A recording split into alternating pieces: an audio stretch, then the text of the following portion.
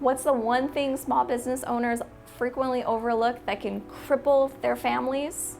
You'll just have to stay tuned to find out.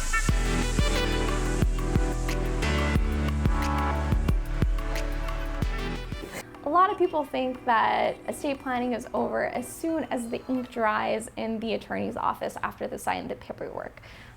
That's not the case. It's critical. It is super, super important and super critical to make sure that you actually put all of your assets into your trust. Now, certain assets are very easy to think about. The house is easy to put in. You do a new grant deed. Vehicles are easy to transfer. Personal property is easy to transfer. But the number one mistake that I see small business owners making is that they forget or they don't know how to put their business into the trust itself. And it's critical to do that. Why? Because if something happens to you, you want to make sure that the trustee of your trust has the legal authority to step in on day one to be able to continue your business, the legacy that you have worked so hard to create and to provide for your family. If you don't put your business into the trust, what is going to happen is that one of a few things. If you have business partners, maybe the business partners are going to be able to step in and continue it.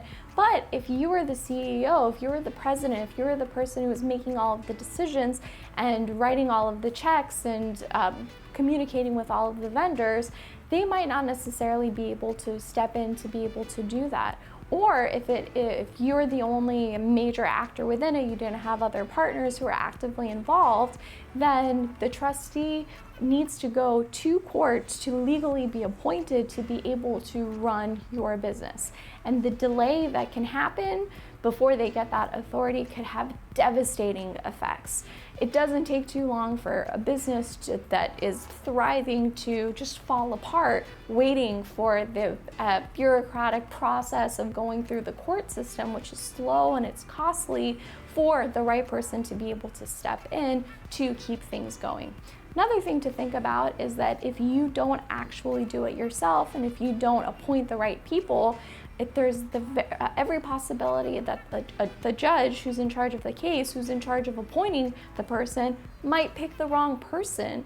And so everything you've worked so hard to build can go up in flames. And your family, not only would they be stuck dealing with your loss, but also trying to figure out what they should do and how to keep this business going. Don't let that happen. You work too hard, you love your family too much. Do the right thing. Make sure that once you put your trust together, you take the proper steps to transfer your business or businesses properly into your trust.